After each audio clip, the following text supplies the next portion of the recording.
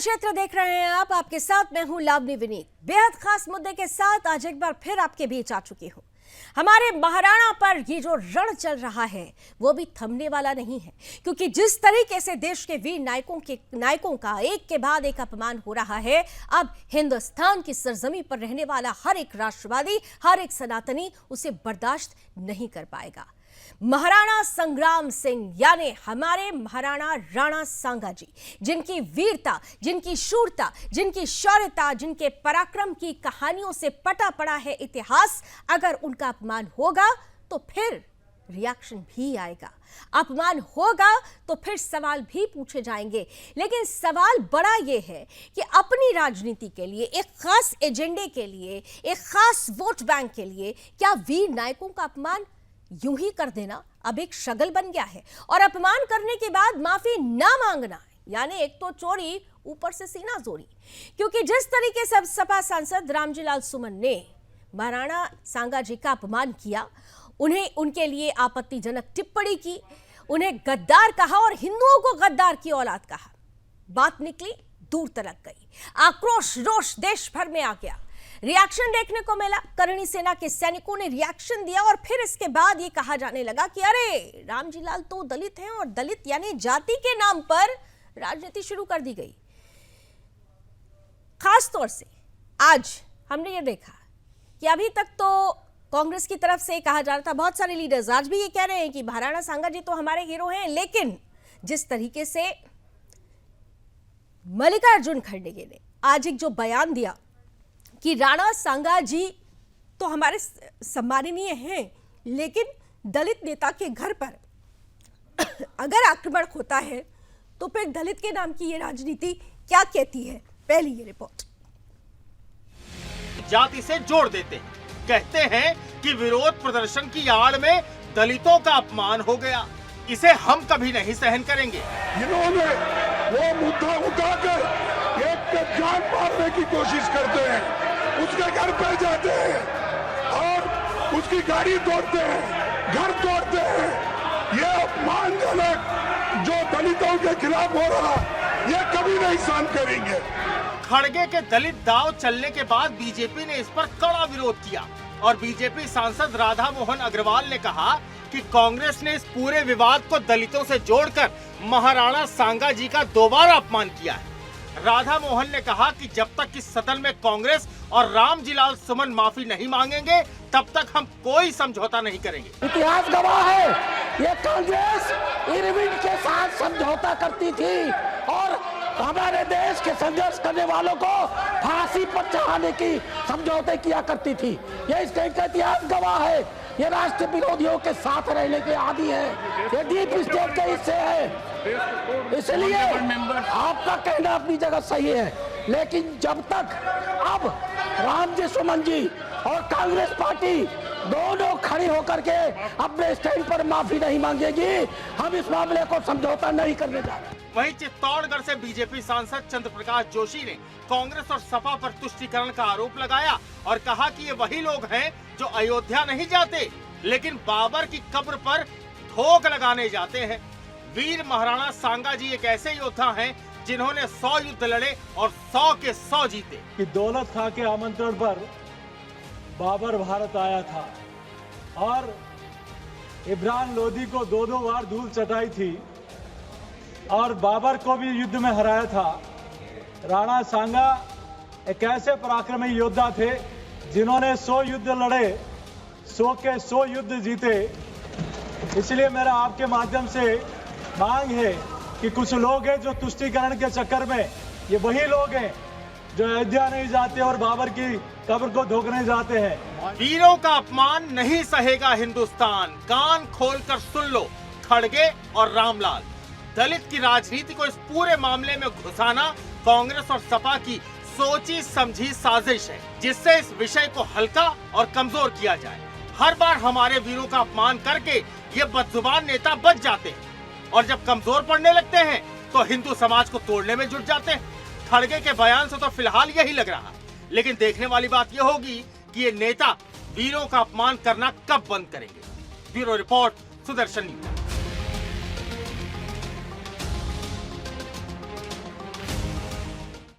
सवाल यही है कि पहले अपमान करो और अपमान करने के बाद फिर जिस तरीके से राजनीति फिट करने की कोशिश की जाती है, जातियों में हिंदुओं की बात कर दो, हिंदू को जातियों में बांट दो, नायकों का अपमान करते रहो। सवाल यह है कि नायक नायक होता है, खलनायकों के लिए नायकों का अपमान, और इसके बाद हिंदुओं को यानी दलित की आड़ लेकर, दलित समाज की आड़ लेकर यह कहना कि रामजी लाल सुमन दलित हैं इसलिए उनके घर पर इस तरीके से धावा बोला गया, ये कह देना क्या ये जस्टिफाई है? और हमारा देश कब तक अपने वीर नायकों का अपमान सहन करता रहेगा? कभी ना कभी तो क्रिया की प्रतिक्रिया होनी ही थी, और ये अब जो परिस्थिति बनी हुई है वो क्रिया की प्रतिक्रिया है। ये प्रतिक्रिया, ये भावना, ये आक्रोश हमारे राजनीतिक दलों को नजर क्यों नहीं आता है? आज इसी पर खुलकर बहस करेंगे। इतिहास के जिन पन्नों का बार बार हवाला दिया जाता है, क्या वो काला इतिहास है? क्या झूठ का इतिहास अब उस झूठ के इतिहास को उजागर करके सच को सामने लाने का वक्त आ गया है? इतिहास के सच के पन्नों को खोलने का वक्त आ गया है। ये तमाम बातें रण क्षेत्र में होंगी। आज जो अतिथि हमारे साथ जुड़े हैं, सीधे चलते हैं, स्वागत करते हैं। भारतीय जनता पार्टी का पक्ष रखने के लिए हमारे साथ अश्वनी शाही साहब जुड़ चुके हैं, और साथ ही साथ जाने माने इतिहासकार हैं और क्षत्रियों की आवाज, जैसा मैं हमेशा बोलती हूं, हमारे साथ राजश्री राजेंद्र नरूका जी भी जुड़ चुके हैं। बहुत बहुत स्वागत है आपका भी। कुछ ही देर में हमारे साथ कुछ और अतिथि जुड़ जाएंगे समाजवादी पार्टी और कांग्रेस का पक्ष रखने के लिए। लेकिन सबसे पहले शाही साहब, देखिए बड़ा आसान होता है, पहले क्या करिए, अपमान कर दीजिए। अपमान करने के बाद जब उस क्रिया पर प्रतिक्रिया आए तो कहने लग जाइए कि भैया ये तो दलित नेता थे और दलितों का किस तरीके से अपमान किया जा रहा है।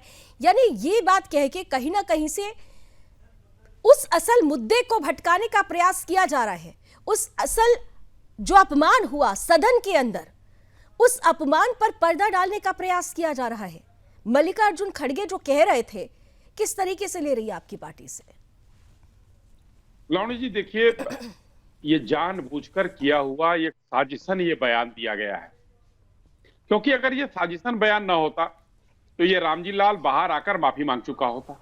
रामजी लाल अब कह रहे हैं कि हम जब मर जाएंगे लेकिन माफी नहीं मांगेंगे, हमने गलत नहीं कहा है। और वो सदन में आज राधे मोहन अग्रवाल जी ने जो बात कही कि भाई ये साजिश है, आपने जानबूझकर अपमान किया है, तो फिर दलितों के आड़ में क्यों छुप रहे हो भाई? अगर आपके अंदर सदन के अंदर ये बोलने की कुवत थी कि इतिहास पर बोल रहे हैं, तो फिर दोगला मैं कहूंगा, क्षमा चाहता हूं इस शब्द के लिए, फिर दोगली मानसिकता के साथ अखिलेश यादव क्यों आते हैं?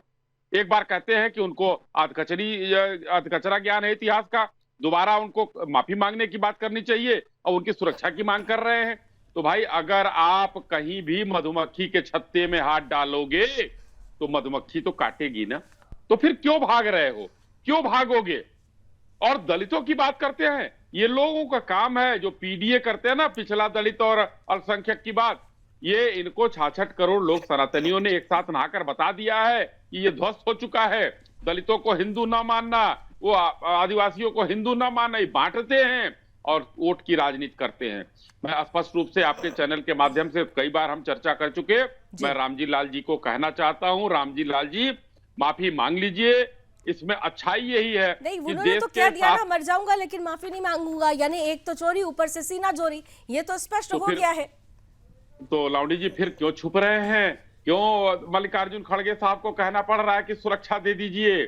भाई, जब उनके जो जियाले हैं, भाई महाराणा सांगा आज हमारे बीच में नहीं है, लेकिन उनकी वीर जो गाथा पढ़कर जो बच्चे उनके खानदान के जिंदा हैं आज, तो प्रतिकार तो करेंगे ही करेंगे। नहीं शाही साहब, तो नायक कभी जाते नायक नहीं है, नायक हमेशा रहते हैं, नायक हमेशा रहते हैं, उनका अस्तित्व हमेशा रहता है।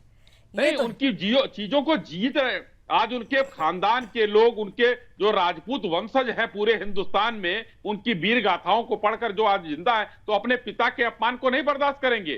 तो फिर ये रामजी लाल सुमन भाग कर कहां जाएंगे? फिर आप कहेंगे कि नहीं मैं सांसद हूं और दलित हूं। ये कोई बात नहीं। अगर आपके अंदर हिम्मत है तो या तो माफी मांग लीजिए या फिर आइए प्रतिकार का सामना करिए। ठीक है, ये जवाब ले लेते हैं। हमारे साथ अनिल झा साहब जुड़ चुके हैं समाजवादी पार्टी से, बहुत स्वागत है। और साथ ही साथ हमारे साथ कांग्रेस से लक्ष्मीकांत जी जुड़ चुके हैं, आपका भी बहुत बहुत स्वागत है। अनिल जी, मुद्दा ये है कि जब हम अपने देश के नायकों की बात करते हैं, उनके सम्मान की बात करते हैं, तो जहां अपमान होगा वहां तो आवाज बुलंद होगी। और अगर रामजी लाल सुमन सीधे तौर पर सदन के अंदर ये कहते हुए नजर आते हैं कि राणा सांगा जी गद्दार और हिंदुओं को गद्दार की औरत, मैं बार बार ये शब्द बोलती हूं तो हमें बड़ा अफसोस होता है, लेकिन अफसोस के साथ कहना पड़ता है लोकतंत्र की मंदिर के अंदर ये बोला गया, एक्सपंज करना पड़ा उस बयान को, बावजूद उसके आज फिर कह रहे हैं कि भाई मैं तो कायम हूं। उन्हें माफी मांगनी चाहिए देश से, देश के नायकों का अपमान, क्या राजनीति में बस अब यही बचा रह गया है? अनिल जी। लावनी जी, आप क्या रामलाल जी वर्मा सुमन का उनका आप रिकॉर्डिंग चलाएंगे अभी? आपके पास है? हाँ हाँ बिल्कुल चलाएंगे। आप जो शब्द बोल रही हैं, हाँ बिल्कुल क्या चलाएंगे। उन्होंने ये शब्द बोला है? बिल्कुल चलाएंगे। आपने सुना है?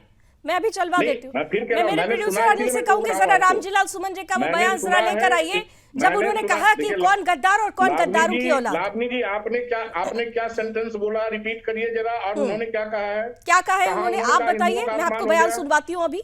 हाँ सुनवाइए पहले आप बताइए क्या आप क्या कहना चाहते हैं। मैं बयान आपको सुनवा रही हूँ, थोड़ा धैर्य रखिए, सुनवा रही हूँ मैं आपको बयान, लेकिन पहले आप बताइए कि उन्होंने कहा क्या। उन्होंने जो कहा वो बोलिए ना आप बताइए, मैं बोल देती हूँ कि उन्होंने क्या कहा है। आप बताइए कि उन्होंने क्या कहा। आप गलत बोलेंगे दुनिया के सामने उनका बयान है, और अगर एक सेकंड शाही साहब, अगर बयान गलत नहीं होता तो उसे सदन की कार्रवाई से एक्सपंज नहीं करना पड़ता। शर्म आनी चाहिए आपको, आप बैठकर यहाँ पर डिफेंड कर रहे हैं उस बयान को। करिए, आवाज ठीक से तथ्य प्रस्तुत करिए, कोई तथ्य नहीं है उसमें। नहीं हूं मैं, कि आपके हिसाब से बोलूंगा। अगर आप चैनल पे बुलाइए, आप हमारे हिसाब से मत बोलिए, लेकिन अगर आप गलत बोलेंगे, आप गलत बोलेंगे और आप गलत बयान को डिफेंड करेंगे तो मुझे बोलना पड़ेगा। अरे बयान सुनाइए पहले। सुना रही हूँ मैं आपको बयान, थोड़ा पेशेंस रखिए, मैं सुना रही हूँ आपको बयान, लेकिन मैं आपके मुंह से पहले सुनना चाहती हूँ उस बयान को सुनाने से पहले। अनिल जी, अनिल जी, अनिल जी, जज कौन बन रहा है और यहाँ पर कौन सर्टिफिकेट दे रहा है और कौन क्या कर रहा है, ये दिख रहा है, ये दिख रहा है। आपके पास मेरे सवाल का जवाब नहीं था और अब आप चले आए मुझसे बहस करने के लिए। बयान मैं आपको सुनवाऊंगी, पहले आप बताएंगे कि उस बयान में आपने क्या सुना। मैं आपको तुरंत वो बयान सुनवाती हूँ, लेकिन पहले मैं आपके शब्दों में सुनना चाहती हूँ कि रामजीलाल सुमन ने क्या कुछ कहा था, आप बताइए। बयान सुनने से पहले मेरी बात सुन लीजिए। रेणुका जी एक सेकंड जरा, क्योंकि मैं चाहती हूँ और मेरे दर्शक भी यही चाहेंगे कि अनिल जी ने क्या बयान सुना था। बयान तो मैं अभी रख रही हूँ उनके सामने, पहले आप बताइए आपने क्या सुना, क्या कहा था रामजीलाल सुमन ने। सुनाइए ना, सुनाइए। आप बताइए क्या कहा था रामजीलाल सुमन ने, मैं सुना रही हूँ आपको वो बयान। पहले आप अपनी बात, आप अपने शब्दों में बताइए कि रामजीलाल सुमन ने क्या कहा था। रामजीलाल सुमन ने खुलकर कहा था कि राणा सांगा गद्दार और हिंदू गद्दारों की औलाद। क्या कहा था उन्होंने? आज बैठे हैं आप, नायकों का अपमान हो रहा है और यहाँ बैठकर ऐसे सांसद का आप उसको बैठकर डिफेंड कर रहे हैं। जहां पर आपको माफी मांगनी चाहिए देश से, वहां पर बैठकर उस बयान को डिफेंड करने के लिए बैठ गए हैं आप लोग, और फिर चले हैं मुझे ज्ञान देने के लिए और हमारे चैनल पर सवाल खड़ा करने के लिए। चंदा लेके जिंदा चलाने वाले पत्रकार को आपको माफी मांगनी चाहिए। अनिल झा जी, चंदा कौन लेता था और कौन सी पार्टी क्या थी, मुझे यहाँ पर अपनी पोल खुलवाने के लिए मजबूर मत करिए। जरा बयान सुनवाइए इनको। अब आप सुनिए बयान, आप सुनिए शांति से कि क्या कहा था रामजीलाल सुमन ने। सुनाइए बयान इनको। देखिए, जहाँ तक माफी का सवाल है, इस जन्म में तो मैं माफी मांगूंगा नहीं, अगले जन्म में मुझे पता नहीं मेरा क्या होगा, और माफी मांगने का कोई। ये बयान तब का है कि माफी मांगने का कोई सवाल नहीं है। ठीक है, सुना रही हूं मैं आपको, पेशेंस रखिए। मैं लगातार मुझे लगातार पीसीआर ये कह रहा है कि थोड़ा सा टेक्निकल फॉल्ट है, वो बयान मैं आपको सामने रख देती हूँ। दुनिया के सामने वो बयान है, दुनिया के सामने वो बयान है। अनिल जी करने के लिए सुनाना चाहते हैं। नरुका जी अभी तो देखिए, अभी कोई चर्चा खत्म तो हुई नहीं है, 40 मिनट का ये डिस्कशन है और वो बयान मैं अभी सुना भी देती हूँ। और अनिल तुरंत ये बयान जल्दी से सुनवाइए, क्योंकि इनकी स्मृति पटल कमजोर हो सकती है, देश के राष्ट्रवादियों की स्मृति पटल कमजोर नहीं है। राजेंद्र नरुका जी आइए जरा, अभी ये हमारे चैनल और मुझ पर बात कर रहे हैं, इनको वो बयान जल्दी सुनाती हूँ। पहले राजेंद्र नरुका जी। मैं सबको पहले राम राम करता हूं, प्रणाम करता हूं। मैं एक निवेदन करना चाहता हूं। एक्चुअल में ये बयान हजारों बार सुन लिया इन्होंने, लेकिन ये इस केसरिया पगड़ी को देखकर और हमारे करोड़ों राष्ट्रवादियों को देखकर उस बयान को बार बार चलवाने में इन्हें आता है आनंद, ताकि हम आक्रोशित हो और फिर कोई बच्चा बुलडोजर ले और फिर जाकर इलाज करे। ये हिंसा में धकेल रहे हैं हमको। उस दिन यदि इस रामजीलाल सुमन के जैसे आज 4-5 सांसद गए थे, उसी दिन कान पर 2 थप्पड़ मार दिए जाते तो पूरे देश में हिंसा नहीं होती। लेकिन ये हिंसा को उकसाते हैं। अब मैं ऐतिहासिक पक्ष बता देता हूं। ये दलित पक्ष की बात कर रहे हैं ना, राणा संग्राम सिंह वो व्यक्ति है जिन्होंने दलितों के सबसे बड़े संत रविदास जी महाराज को अपने राजमहल के अंदर मंदिर बनवा कर दिया। राणा संग्राम सिंह वो व्यक्ति है, हसन खान मेवाती जिनका सेनापति था। अर्थात दलित एंगल और मुस्लिम एंगल के दोनों फ्रेम है जहां उनका ये दमते एंगल देना चाहते हैं। एक बात सुमन है नरुका जी एक सेकंड, नरुका जी एक सेकंड, राजेंद्र नरुका जी, अनिल जी ने तो क्लियर कर दिया है कि वो किस तरीके से मुद्दे को डिफेंड करेंगे, वो अपनी स्ट्रैटेजी पर क्लियर है। मैं अनिल जी, मैं आपका नाम राजेंद्र नरुका नहीं है, आपका नाम राजेंद्र नरुका नहीं है। मैं जब आपके पास आऊंगी आप अपनी बारी में बोलिएगा और मैंने आपको पूरा मौका दिया था। मुझे उम्मीद थी कि आज आप माफी मांगेंगे। आपकी पार्टी कम से कम अब ये उम्मीद, आपकी पार्टी से उम्मीद की जा रही थी कि नायकों का अपमान हुआ है, इस बात को आप लोग समझेंगे और माफी मांगेंगे। लेकिन आप जिस तरीके से यहाँ पर उस बयान को डिफेंड करते हुए नजर आ रहे हैं, ये नजर आता है कि आपके लिए औरंगजेब और बाबर ही आपके नायक हो सकते हैं। ये क्लियर हो चुका है। राजेंद्र नरुका जी, महत्वपूर्ण ये है कि इतिहास के जिस पन्ने का, मैं यहाँ पर इतिहास का जिक्र इसलिए करना चाहती हूँ क्योंकि बार बार अनिल जी एक मिनट, राजेंद्र जी, इतिहास के का जिक्र बार बार किया जाता है, बार बार ये कहा जा रहा है। आपने अगर देखा हो कि अखिलेश यादव जी का ये जो ट्वीट था कि एक पक्षीय इतिहास को बेस बनाकर ये बयान दिया गया था, तो ये जो इतिहास है ये कहाँ लिखा हुआ है?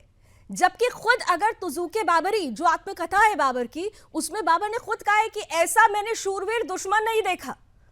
और ये बार बार कह रहे हैं कि इब्राहिम लोदी को हराने के लिए बाबर को बुलाया था। इब्राहिम लोदी को तो खुद राणा सांगा जी ने हराया था और ये इतिहास में वर्णित है। तो जिसे हराया गया हो, 2 बार हराया हो, जिसने 100 युद्ध लड़े हो, 100 के 100 युद्ध जीते हो, उससे ये उम्मीद की जाएगी कि बाहर के आक्रमणकारी को बुलाया जाए। ये कौन सा इतिहास है जिसका ये लोग हवाला लेने के लिए आ जाते हैं, हवाला देने के लिए आ जाते हैं? नरुका जी, राजेंद्र नरुका जी,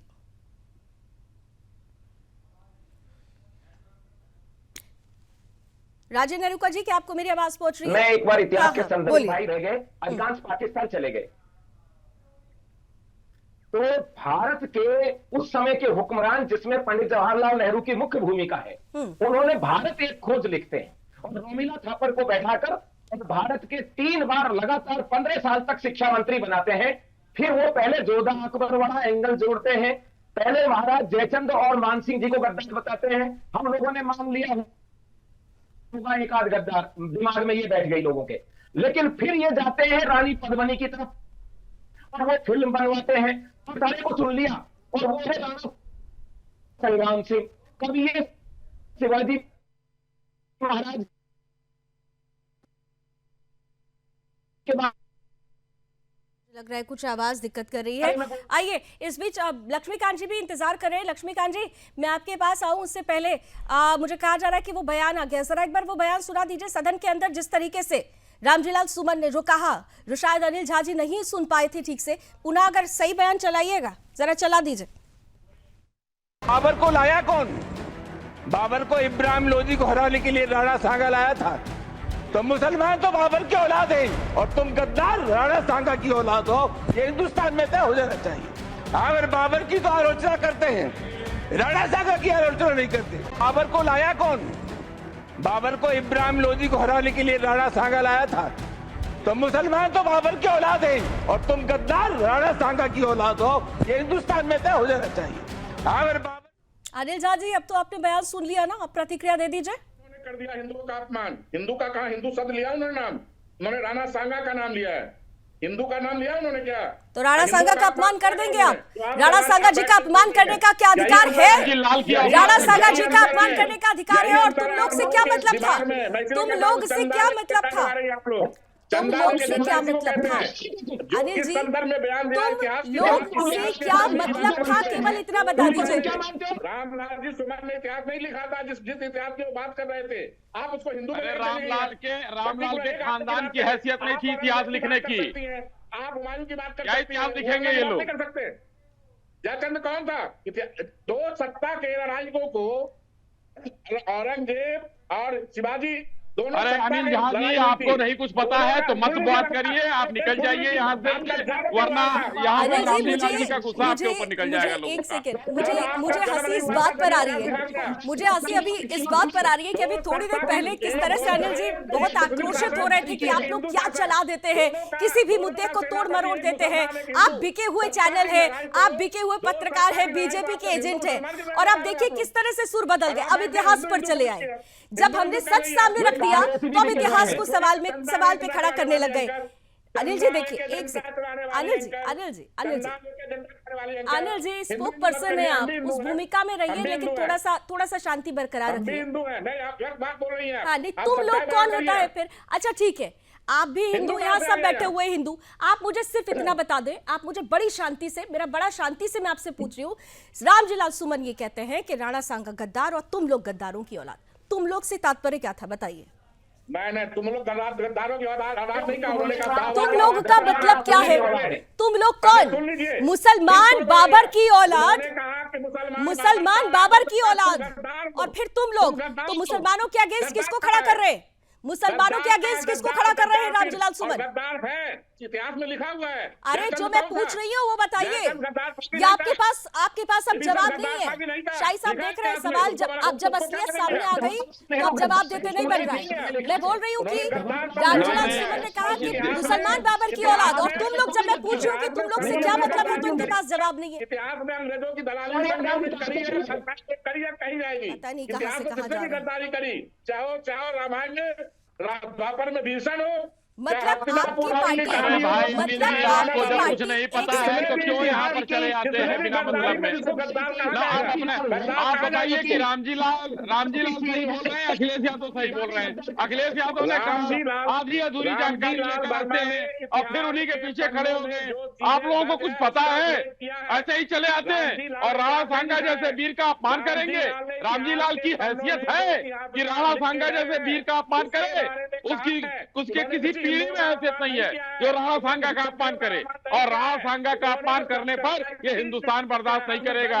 राणा सांगा हमारे लिए लड़े, तब रामजी लाल यहाँ पर है सदन में, असोनीशाही यहाँ है, और इसलिए हम लोग नहीं बर्दाश्त करेंगे और कहना पड़ेगा, प्रतिकार झेलना पड़ेगा।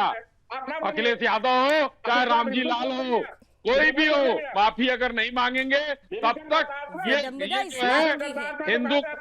विडंबना इस बात की विडंबना है कि अखिलेश यादव, अनिल जी, अखिलेश जी खुद कंफ्यूज हो गए हैं कि करें तो क्या करें, क्योंकि अभी ही बहुत लंबा चौड़ा पोस्ट अभी उन्होंने 2 दिन पहले लिखा था ना, जिसमें उन्होंने साफ तौर पर लिख दिया था कि हमारा उद्देश्य किसी इतिहास पुरुष का अपमान करना नहीं हो सकता। समाजवादी पार्टी मेवाड़ के राजा राणा सांगा की वीरता और राष्ट्रभक्ति पर कोई सवाल नहीं कर रही है। भाजपा ने इतिहास के कुछ विषयों को, जो बातें उन्होंने कही कि वीरता और राष्ट्रभक्ति पर कोई सवाल नहीं, और यहां बैठकर ये देखिए, ये जो लंबा चौड़ा उन्होंने एक्स पर पोस्ट किया था वो आपके सामने कर भी रहा है कि किसी इतिहास पुरुष का अपमान करना नहीं हो सकता उनका उद्देश्य, पार्टी का उद्देश्य। और यहां पर बैठकर अब भी आप रामजी लाल सुमन को डिफेंड कर रहे हैं। कंफ्यूज है क्या आप लोग? पहले तय कर लीजिए कि आप लोग राणा सांगा जी को नायक मानते भी हैं या नहीं, और फिर कह रहे हैं अभी गद्दार को लेकर आप डिफेंड करने लगे रामजी लाल सुमन को। अनिल झा मानते हैं? आप होते कौन है पूछने वाले? अरे भाई, हम लोकतंत्र के चौथे स्तंभ है, हमें अधिकार दिया है, हमें अधिकार है, लोकतंत्र का चौथा स्तंभ, और उससे भी पहले इस देश की नागरिक हूं मैं, और मुझे अधिकार है कि मैं आपसे पूछूं, आपकी पार्टी से पूछूं कि मेरे देश के वीर नायकों का अपमान करेंगे आप, और मैं उसे सुन लूंगी। इस देश की नागरिक होने के नाते, इस देश के लोकतंत्र और संविधान को मानने के नाते मेरा अधिकार है कि मैं आपसे प्रश्न पूछूं। आपके चैनल अपमान कर रहा है, कोई अपमान नहीं कर रहा है इसका। आपको शर्म आनी चाहिए, आपको शर्म आनी चाहिए, क्योंकि आज आप भटक चुके हैं अनिल जी, आप भटक चुके हैं। आपको समझ में नहीं आ रहा कि डिफेंड करें तो कैसे करें। पहले आप चैनल पर आए, फिर आप इतिहास पर आ गए, फिर अखिलेश यादव का मैंने आपको ट्वीट एक्स पर दिया हुआ वो बयान दिखा दिया, तो आप फिर मेरे ऊपर चले आए और मुझे मेरा अधिकार बताने लगे। आप मुझे मेरा अधिकार मत बताइए। लोकतंत्र का चौथा स्तंभ है हम, और उससे बढ़कर इस देश की नागरिक हूं मैं, बार बार कह रही हूं। एक राष्ट्रवादी हिंदू आपसे पूछती है कि आपको किसने अधिकार दिया कि मेरे देश के नायकों का अपमान आप खुलेआम करें, और आप ये उम्मीद करते हैं कि देश के राष्ट्रवादी यूं ही चुप बैठे? छोड़िए, आपके पास डिफेंड करने का आपके पास आप किसी भी तरीके का तर्क नहीं दे पा रहे। आप सिर्फ आज यहाँ मुझसे बहस करने के लिए आए हैं, लेकिन मुद्दा यहाँ पर बड़ा है। लक्ष्मीकांत जी, एक ब्रेक लेने का वक्त हो रहा है, लेकिन लक्ष्मी जी आपके लिए सवाल छोड़कर जाती हूं मैं।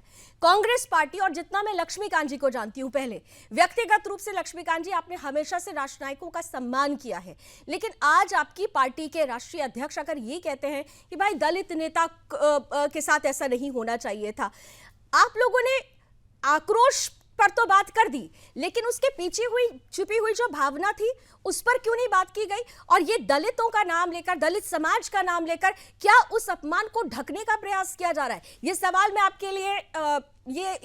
आपके लिए छोड़कर जाती हूँ। ब्रेक लेना पड़ेगा, मुझे बार बार कहा जा रहा है।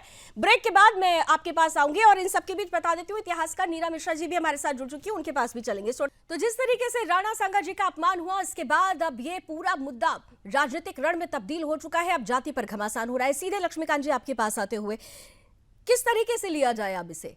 अब आपके राष्ट्रीय अध्यक्ष मल्लिकार्जुन खड़गे दलित समाज की बात करने लग गए, अपमान को जस्टिफाई करेंगे क्या ऐसा कहकर? लावनी जी, मेरा आपसे अनुरोध है। हाँ, मैं पिछले 10-15 मिनट से सबकी बातें सुन रहा था, और एक बार भी मैंने चू नहीं की बीच में किसी के मामले में जी। मैं चाहूंगा कि कम से कम उतनी ही आराम से मेरी बात भी सुनी जाए। बोलिए। मैंने सारी बातें सुनी है, मैंने रामजी लाल जी का बयान भी सुना है। पहली बात तो मैं बड़ा स्पष्ट कह देना चाहता हूँ, मैं स्पष्ट बोलना चाहता हूँ। मैं अपनी पार्टी में भी स्पष्ट बोलता हूँ, और मैं समाज में भी स्पष्ट बोलता हूँ। मैं सामाजिक आदमी हूँ, बिल्कुल समाज में रहता हूँ। राजनीति बाद का मामला आता है, समाज सबसे पहले आता है, सोसाइटी सबसे पहले आती है।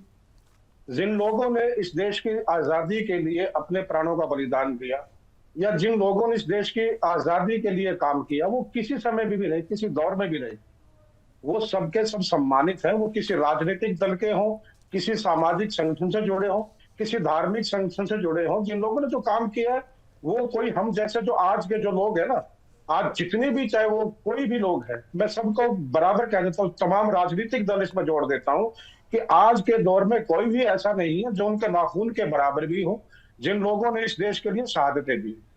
दूसरी बात मैं कहना चाहता हूँ लावनी जी, एक विडंबना बन चुकी है, दुर्भाग्य है इस देश का कि मामला कोई भी हो, किसी से भी जुड़ा हो, चाहे रामजी लाल से जुड़ा हो, चाहे किसी और से जुड़ा हो, उस मामले को कांग्रेस से जोड़ करके दिखा दिया जाता है।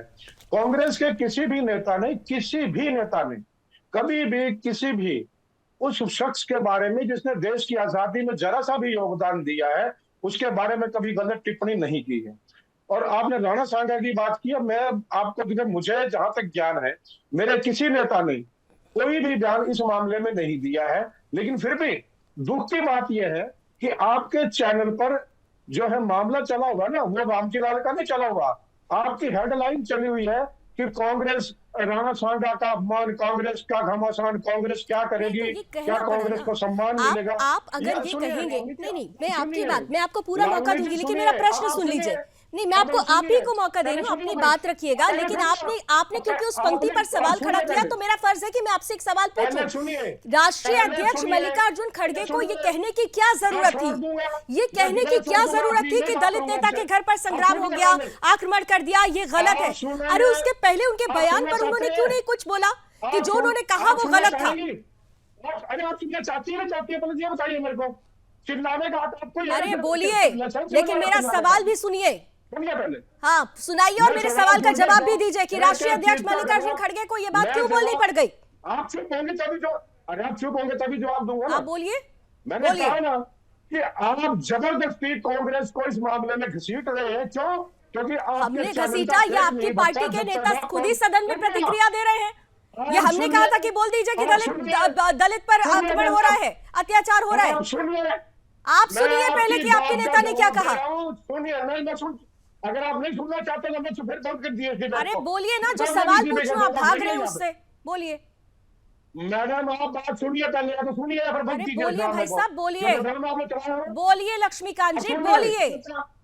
बिल्कुल सुनिए। अब बोलिए। मैंने कहा ना कि राणा सांगा के बारे में कांग्रेस के किसी नेता की कोई टिप्पणी नहीं है। अगर कोई टिप्पणी आई है तो वो रामजी लाल की बात को लेकर के आई होगी, और कहा होगा कि किसी नेता के प्रति, सुरक्षित तो इस देश में हर आदमी को सुरक्षा का मांग करने का हक होता है। और रामजी लाल कोई ऐसा तो नहीं है कि वो सांसद है, किसी पार्टी का है। किसी के लिए सुरक्षा मांगने का मतलब ये नहीं है कि आपने शहीद के अपमान की बात कर दी। ये दलित ये शब्द लेने की क्या जरूरत पड़ गई थी? नहीं, अब आप मेरे सवाल का जवाब दीजिए। बहुत सुन लिया मैंने आपको। ये दलित बोलकर हिंदुओं को तोड़ने की बात करने की क्या आवश्यकता पड़ी थी? दलित क्यों शब्द लिया गया? दलित शब्द क्यों लिया गया? अगर विरोध था तो विरोध में ये दलित क्यों बोला गया? आप इसका जवाब दीजिए। आप जवाब दीजिए। आप जवाब दीजिए। आप जवाब दीजिए। लक्ष्मीकांत जी जवाब दीजिए। दलित क्यों बोलना पड़ गया? हाँ बोलिए, इसी मुद्दे पर आइए कि दलित क्यों बोलना पड़ गया।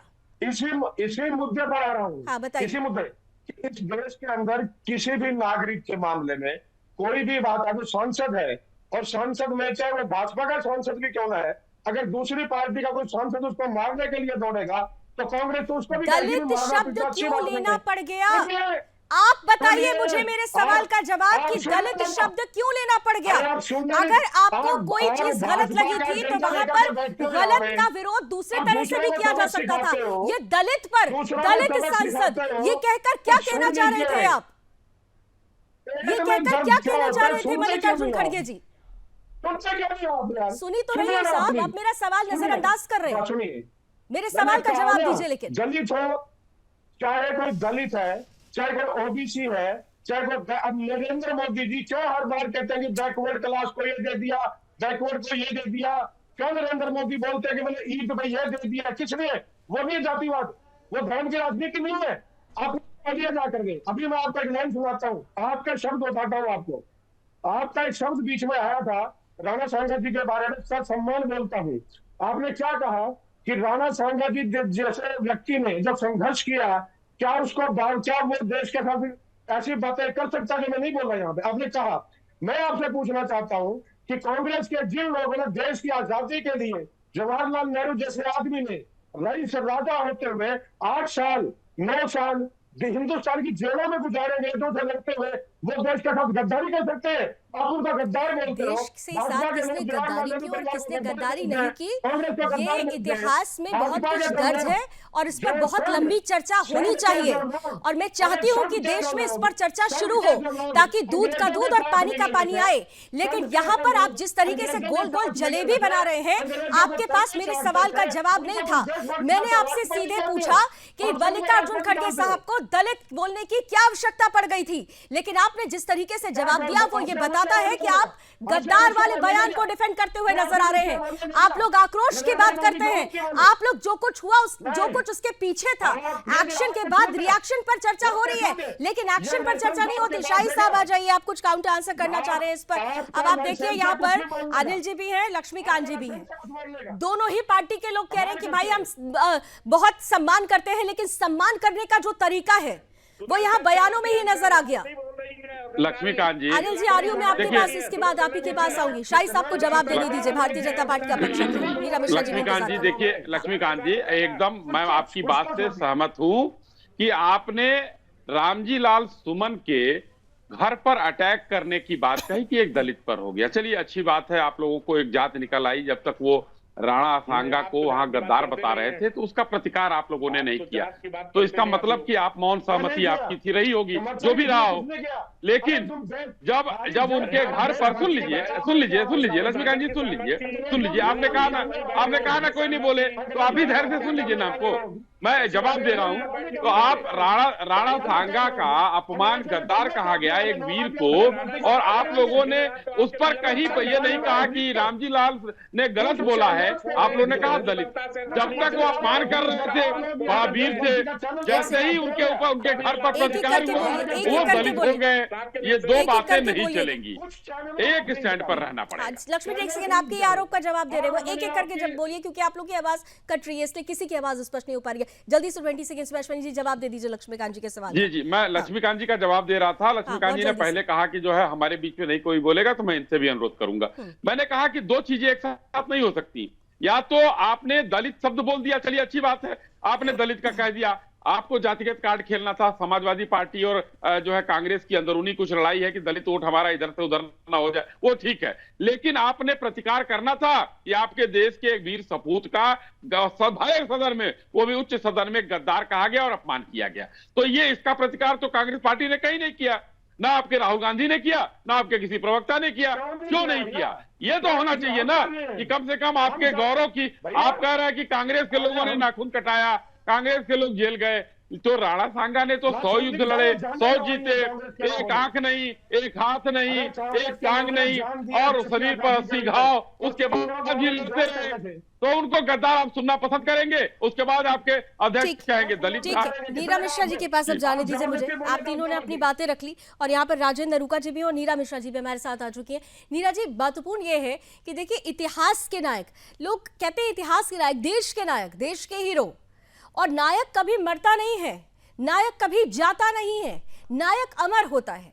लेकिन उसी अमरता को सवालों के घेरे में और उसी अमरता को अपनी अपनी सहूलियत के हिसाब से कहीं कहीं पर फिट कर देना, और अब ये कहना कि भाई ये तो दलित नेता के घर आक्रमण हो गया, उनको सुरक्षा देना चाहिए, यानी हिंदुओं को बांट दो, नायकों का अपमान कर दो। अब यही रह गया है राजनीति में।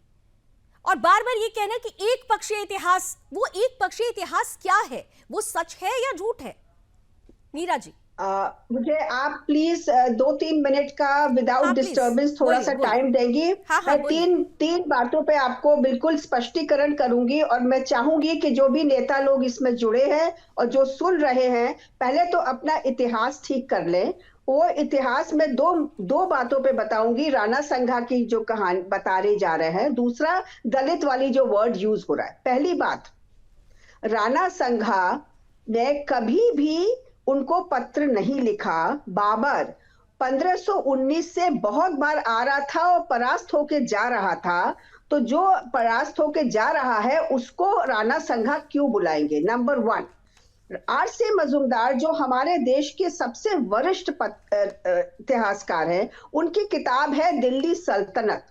उसमें उन्होंने लिखा है कि पत्र लिखा गया था गुजरात के जो वहां पे जो इनके मंत्री थे, इमादुल हक, जो इस जो मुगल ये लोग थे, जो रूलर्स थे, उनके मंत्री इमादुल हक ने लिखा था। एक जगह उल्लेख आता है कि पंजाब के जो मुस्लिम गवर्नर थे, उन्होंने पत्र लिखा था। पत्र राणा संघा ने कभी नहीं लिखा, उनको लिखने की जरूरत ही नहीं पड़ी। हमारे जो इतिहासकार हैं, इन्होंने क्या करा, आपको मैं एक बात और बता दूं कि 1947 में जब आर.सी. मजूमदार ने नेहरू जी से कहा कि अब हम आजाद हो गए हैं, हमें अपना इतिहास अपने हिसाब से लिखना चाहिए, क्योंकि ये सब जो लिखा गया है ये गलत है, तो इन्होंने क्या करा, इन्होंने कहा कमिटी बनाओ, उनको हेड बनाया। लेकिन जब उन्होंने डॉक्यूमेंट पढ़ा, वो इसमें लिखा था कि भारत अपनी आजादी की लड़ाई 640 साल से लड़ रहा है, उसको लेके ना एजुकेशन मिनिस्टर और ना हमारे प्राइम मिनिस्टर उस समय के राजी हुए, और उन्होंने एक मुस्लिम इतिहासकार जो उनका इलाहाबाद का साथी था, ताराचंद जी को बुला के इतिहास लिखवाया। तो आर.सी. मजूमदार ने 3 वॉल्यूम में अपना प्रण नहीं छोड़ा कि मैं अपना इतिहास लिखूंगा। उन्होंने लिखा, और उनकी ये सल्तनत वाली किताब में बिल्कुल साफ लिखा है कि पानीपत की लड़ाई, तो जो इसको ये लोग निर्णायक बोलते हैं, बिल्कुल ही तुच्छ लड़ाई थी, जिस तरह से कि राणा संघा ने खतौनी का युद्ध जीता है। सेकेंडली, दैट मींस पहली बात क्लियर है कि राणा संघा ने कोई पत्र नहीं लिखा, मुस्लिम नेता और उनके जो मंत्री थे उन्होंने लिखा। ठीक है, दूसरी बात मैं आपको, हाँ ठीक है, प्लीज कंप्लीट कर लीजिए जल्दी से। दूसरी बात मैं आपको, जो यहाँ पे दलित जो शब्द आ रहा है, हमारे इतिहास में मिडीवल पीरियड हो और अर्ली ब्रिटिश पीरियड तक ये दलित शब्द कहीं नहीं था। तो ये दलित शब्द ये वामपंथियों की बदमाशी है कि हमारे को बांटने के लिए और हमारे को आपस में, ये दलित होता कौन है? हमारे यहाँ तो 4 वर्ण होते हैं जो कर्म से होते हैं। आज एक ब्राह्मण क्षत्रिय बन सकता है, क्षत्रिय ब्राह्मण बन सकता है, वैश्य क्षत्रिय बन सकता है अगर वो देश की सेवा में जाता है, और शूद्र जो होता है जो कि पूरा देश की कहते हैं अर्थव्यवस्था को मानता है। बहुत कुछ स्पष्ट कर दिया है आपने, बहुत कुछ स्पष्ट कर दिया। और नरूका जी, यही तो इतिहास है, लेकिन क्या करें, जो काली स्याही वाला इतिहास इतिहास है वो तो पढ़ाया गया और इसीलिए उसका हवाला भी दिया जा रहा है। तो क्या वक्त आ गया है कि इतिहास पर भी अब एक बड़ी चर्चा हो और नया इतिहास जो सच का इतिहास है उसे लिखा जाए, उसे सामने लाया जाए। नरूका जी जल्दी से, लक्ष्मीकांत जी आ रही हूँ, राजेंद्र नरूका जी जल्दी से। काफी दिनों से ये हल्ला मचा रहे थे कि अब भारत में सनातन संस्कृति को मानने वाले लोग बचे नहीं हैं, लेकिन अर्थात उसमें सबसे ज्यादा हमारे ये जिन्हें पिछड़ा कहते हैं और जिन्हें ये आदिवासी कहते हैं वही भाई लोग गए थे। तो उसे देखकर ये पूरी तरह से डर गए हैं और इन्होंने अबू आजमी के कान भरे कि तू औरंगजेब को जिंदा कर। रामजी लाल सुमन पर मुझे तरस आता है, वो आदरणीय चंद्रशेखर जी के समय से मंत्री थे और कभी भी ऐसी बचकाना हरकत नहीं की। उनको स्क्रिप्ट लिखी और उसके बाद इन्होंने क्या, एक गलती हो गई इनसे। ठीक है, अगर गलती हो गई है तो ठीक है, ये अंदाजा नहीं था। ठीक है, पूरा देश ठीक है। लास्ट 10 सेकंड के सिर्फ अनिल जी, अगर गलती हो गई, क्योंकि आप भी अभी थोड़ी देर पहले कह रहे थे वीर नायक है, तो वीर नायकों को लेकर अगर ऐसा कह दिया गया है तो माफी मांग लेनी चाहिए, भागना नहीं चाहिए। अनिल जी जल्दी से 15 सेकंड्स। मैं नीरा जी की एक बात का जवाब देना चाहता हूँ। अभी हमारी आदरणीय कहा कि दलित है कौन, तो मैं बड़े सम्मान के साथ कहना चाहता हूँ कि आज इस देश में दलित वो है जो घोड़ी पे चढ़ के अपने बेटे की शादी नहीं करा सकता, जो मंदिरों में जाके पूजा पाठ नहीं कर सकता, और जो मंदिरों या जहाँ पे सवर्ण की संख्या ज्यादा है, ये सब बनी बनाई कहानियां है, ऐसा कुछ नहीं होता। नहीं, ये सब गलत है। मंदिर में नहीं जा सकता क्या? नहीं है, चाहे वो ब्राह्मण हो, ब्राह्मण भी घोड़ी नहीं कर सकता क्योंकि उसके पास पैसा नहीं है। चलिए, मैं वादा करती हूँ आप सभी से, मैं वादा करती हूँ आप सभी से कि इस डिस्कशन का पार्ट 2 लेकर आएंगे और आप सभी को मैं पुनः आमंत्रित करती हूँ। इस डिस्कशन को हम यहीं से आगे बढ़ाएंगे और ये जो चर्चा है, चर्चा खत्म होनी भी नहीं चाहिए, क्योंकि चर्चा हमारे वीर नायकों से जुड़ी हुई है। समय बस इतनी अनुमति दे रहा है, बस इतनी अनुमति दे रहा है। बहुत बहुत धन्यवाद, बहुत बहुत धन्यवाद। बहुत ज्यादा मैंने समय आज एक्स्ट्रा ले लिया है, लेकिन ये इस वायदे के साथ जा रही हूं कि हम इसका पार्ट 2 जरूर लेकर आएंगे, क्योंकि चर्चा यहां खत्म नहीं होनी चाहिए। वीर नायकों को लेकर अगर लगातार अपमान होता रहेगा तो इस अपमान को बर्दाश्त करने की भी एक सीमा होती है। जिस इतिहास का हवाला दिया जा रहा है, क्या उस काले इतिहास के सच को, जो सच है, जो स्वर्णिम सच है, उसे लाने का वक्त आ गया है? क्या इतिहासकारों के साथ एक बड़ी चर्चा इस पर नहीं होनी चाहिए? आप लोग अपना जवाब जरूर दीजिएगा, हमें भी इंतजार रहेगा। रण क्षेत्र में कल फिर मिलेंगे। आज के लिए बस इतना ही। देश और दुनिया की तमाम खबरों के लिए आप जुड़े रहिए सुदर्शन न्यूज के साथ। जय हिंद।